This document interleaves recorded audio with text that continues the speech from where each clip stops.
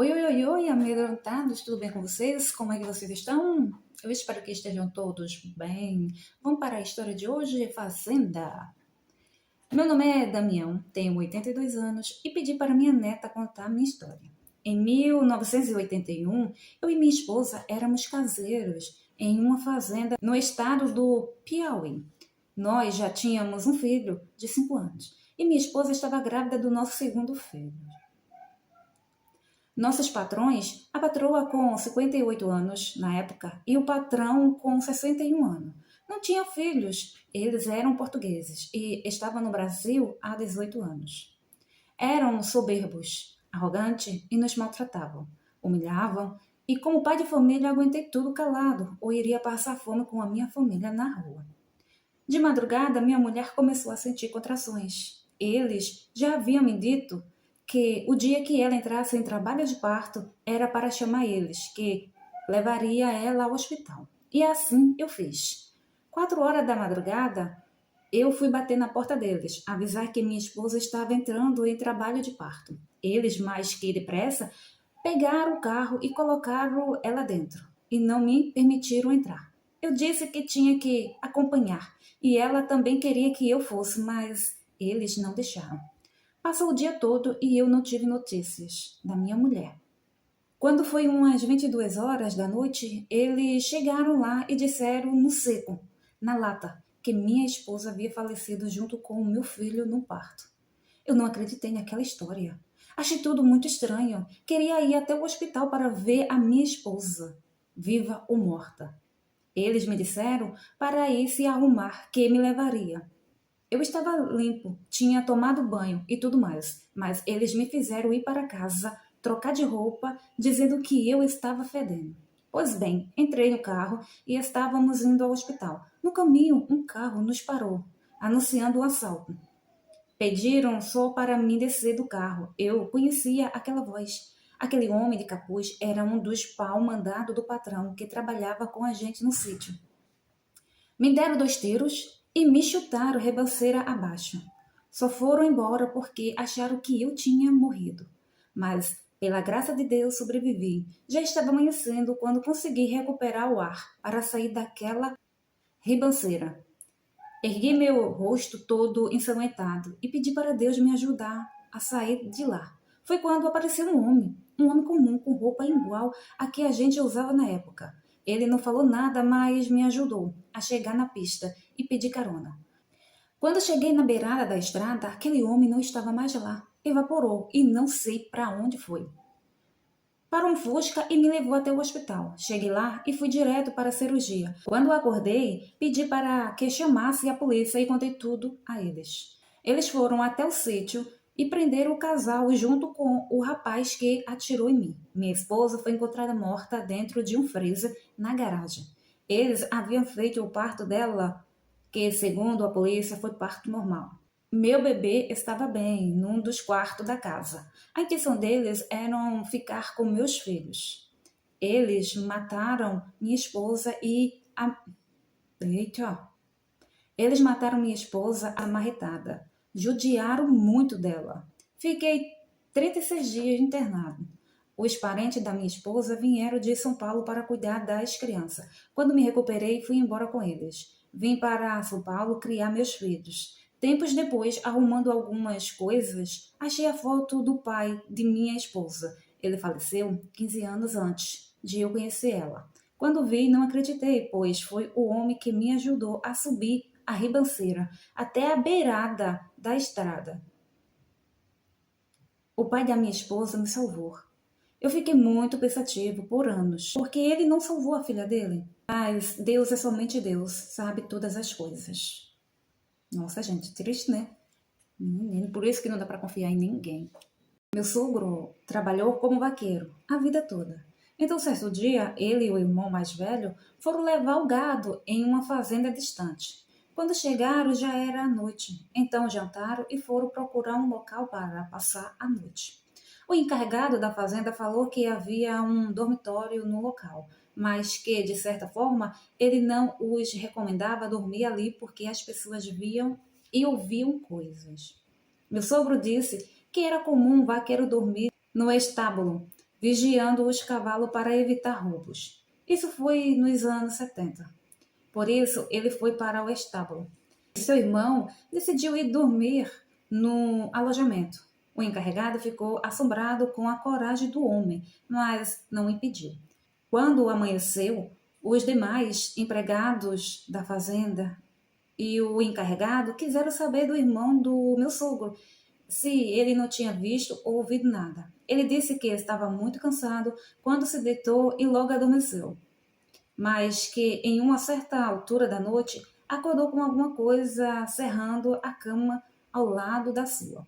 Disse que ouviu passos e pancadas, como se trabalhadores executassem os serviços. O local não tinha energia, estava totalmente escuro. Ele disse que as coisas foram andando de cama em cama e cerrando até que chegaram na cama em que ele estava. Dali, ele sentiu como se alguém estivesse ao lado caminhando e fazendo barulho como se pegasse ferramentas. Então começaram a serrar os pés da cama. Neste momento, ele falou em voz alta o seguinte: "Pare com isso, eu estou cansado. Vocês trabalham de noite, mas eu trabalho de dia. Preciso dormir."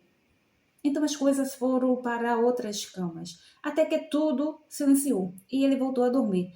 Meu sogro falou que todos ficaram perplexos com a calma do homem, mas não duvidaram porque era exatamente o barulho de gente serrando que as outras pessoas ouviram. E meu sogro e seu irmão nunca tinham estado lá, então não tinha como saber disso. Demônio na fazenda. Nos tempos de minha avó, quando ela era criança. Essa história aconteceu em 1939. Sempre que temos uma reunião de família, ela nos conta suas histórias dessa época, quase sempre de fantasmas e demônios. Em uma dessas histórias, ela relembra quando morava na cidade de Paraíso. Morava ela, uma irmã e seus pais em uma grande casa, em uma fazenda isolada da cidade. Como toda boa casa assombrada deve ser, seus irmãos já homens formados e não viviam mais com eles. Certa noite, seus pais foram à cidade, sabe-se lá Deus por quê. E devido a uma chuva forte, ficaram presos na cidade e não retornaram a casa nesta noite. Então ficaram as duas sozinhas em casa, ambas em torno de 12 anos de idade. A irmã da minha avó sempre apresentou, segundo ela, um comportamento estranho. E nesta noite fatídica, provou que fazia sentido seu comportamento arredio e calado. Chuva forte, relâmpagos, seguidos de trovões, sons estranhos, vindo de fora. De repente a chuva para, silêncio total. Dizem que esta é a hora que o demônio ronda. Nenhum som audível. Passam-se alguns segundos e de repente os cães começam a latir e uivar, como se vissem algo que devesse afastar da casa. Novo silêncio. De repente um dos cães começa a chorar, um choro doído, como se estivesse sido machucado brutalmente, e silencia. Nessa hora, as garotas se escondem no quarto e trancam as portas. Ouviu então barulho de passos ao redor da casa, mas não passos humanos, passo de algo pesado e aparentemente com casco, e para bem em frente à janela do quarto. A esta altura, as crianças já estavam apavoradas. Porém, a irmã da minha avó, como que em transe, se levanta, encosta a testa na janela de madeira com os braços pendurados ao lado do corpo e lá fica. Minha avó disse ter ouvido a respiração do que estava lá fora, bufando na janela, como que farejando sua irmã e fazendo com que os cabelos se movessem, tamanha a força da respiração da criatura que estava lá fora. Religiosa, a minha avó começou a orar. De nada adiantava. Quanto mais orava, mais a criatura se irritava e corria em torno da casa. Até que, em um certo momento, se jogou contra a porta da sala. Bum! O som invadiu a casa e apavorou de vez minha avó. Sozinha na noite escura, apenas sobre a luz de um lampião. Bum! Nova investida da criatura contra a porta. seguida de um grito de um homem como se sentisse muita dor. Bum, bum. Por várias vezes, essa criatura se jogou contra a porta, como que querendo entrar em casa. Minha avó ajoelhou-se, próxima à sua irmã, que ainda estava encostada na janela em transe.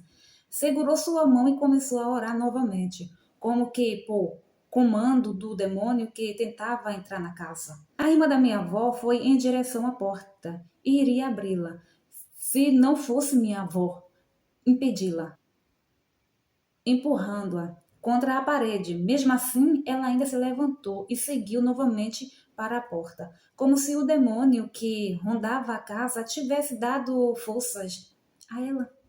Minha avó conta que durante toda a noite seguiu-se esse inferno. Esse demônio rondava a casa tentando entrar, dando urros horrorosos, e sua irmã completamente fora de si.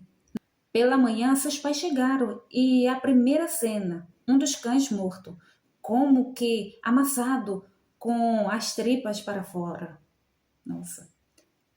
Como que pisoteado por alguma coisa. Dentro da casa, a segunda cena, uma garota completamente fora de si, catatônica, e a outra aterrorizada. Ela contou a eles toda a história. Por acaso do destino, uma de suas tias era de um centro de macumba, frequentadora e cavalo de espírito. Sua mãe pediu a ela então que livrasse sua casa desse demônio que atormentara as duas na noite anterior. Em uma das sessões do centro, sua tia recebeu uma entidade, a qual ela não lembra o nome. E essa entidade disse que era, sim, o próprio demônio que estava em torno da casa e tentava entrar para matar sua irmã, pois ela havia sido prometida a ele. Segundo minha avó, essas foram as palavras do demônio a ser questionado do motivo de ter ido à casa. O demônio responde: Não entrei, não entrei, mas vou entrar naquela casa e fazer miséria. Vou acabar com aquela menina, vou arrebentar a carne dela, vou fazer ela sofrer. Ela é minha. Ela é minha. Me dê e eu vou levá-la. Eu levo, eu levo. Desse dia em diante, eles viveram sobre constante vigilância, com medo, e não demorou muito. Vieram para São Paulo, onde ela vive até hoje. Sua irmã teve um destino cruel, morreu jovem, aos 24 anos. Se matou após ter seu primeiro filho, dizendo numa carta que não suportava mais os tormentos e que já estava farta da vida. Eu me pergunto, aos 24 anos.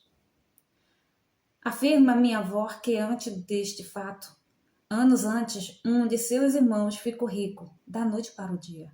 Sem dúvida, esse irmão a qual a ela se referem existiu. Vejo através de fotos a fazenda e as cabeças de gado que ele possuía. Porém, também se matou poucos anos depois. Ela atribuiu a ele a oferta da vida de sua irmã ao demônio em troca da fortuna.